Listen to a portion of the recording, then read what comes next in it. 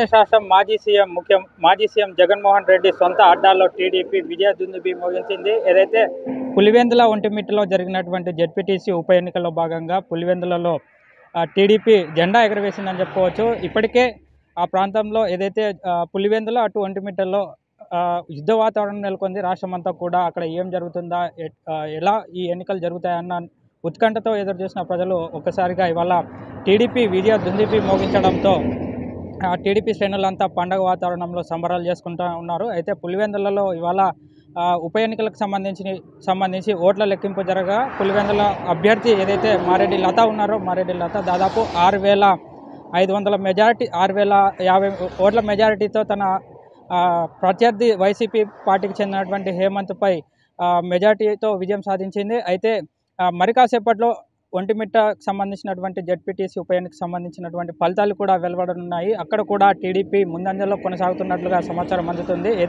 ఏదేమైనప్పటికీ నిన్నటి రోజున జరిగినటువంటి ఈ జెడ్పీటీసీ ఉప ఎన్నికలకు సందర్భంలో అటు టీడీపీ వైసీపీ మధ్య యుద్ధ వాతావరణం నెలకొందని చెప్పుకోవచ్చు. అయితే ఒకవైపు వైసీపీ మాత్రం పోలీసులు టీడీపీకి వత్తాసు పలుకుతున్నారని చెప్పి కూడా ఆరోపణలు చేశాయి. మరోవైపు టీడీపీ ప్రశాంత వాతావరణంలో ఈ ఎన్నికలు జరుపుతున్నామని చెప్పి కూడా టీడీపీ వాదిస్తూ వస్తూ ఉంది. అయితే ఎప్పుడు లేని విధంగా పులివెందులలో ఒంటిమిట్టలో ఈ జెడ్పీటీసీ ఎన్నికలు జరిపామని చెప్పి కూడా టీడీపీ చెప్పుకొస్తూ ఉంది. అయితే జగన్ సొంత అడ్డాలో ఎటకేళ్లకు టీడీపీ జెండా ఎగరవేయడంతో టీడీపీ శ్రేణులంతా కూడా సంబరాలు జరుపుకుంటూ ఉన్నారు. అయితే ఈ ఎన్నికలు ఏవైతే జరిగాయో జెడ్పీటీసీ ఉప ఎన్నికలకు సంబంధించి అక్కడ నిన్నటి రోజున గందరగోళ వాతావరణం నెలకొందని చెప్పుకోవచ్చు. ఏదైతే ఓట్ల రిగ్గింగ్ జరిగాయని చెప్పి కూడా వైసీపీ ఎంపీ అవినాష్ రెడ్డితో పాటు వైసీపీ పార్టీ శ్రేణులు అదేవిధంగా వైఎస్ జగన్ కూడా ఆరోపిస్తూ కొన్ని ఆరోపణలు చేశారు. అయితే నిన్న జరిగినటువంటి ఉప ఎన్నికలకు సంబంధించి ఖచ్చితంగా రీపోలింగ్ నిర్వహించాలని చెప్పి కూడా వైఎస్ జగన్మోహన్ రెడ్డి చెప్పిన నేపథ్యంలో టీడీపీ మాత్రం అక్కడ ఎలాంటి రిగ్గింగ్ జరగలేదు. గతంలో ఎన్నడూ లేని విధంగా ఈసారి ఎన్నికలు ప్రశాంత వాతావరణంలో జరిగాయి. వైసీపీ పార్టీ శ్రేణులే కావాలని గొడవలు చేశారు. ఇందులో భాగంగానే పోలింగ్ స్టేషన్లు కూడా కొన్ని మార్పు చేసినట్లుగా తెలుపుతూ ఉన్నారు. అయితే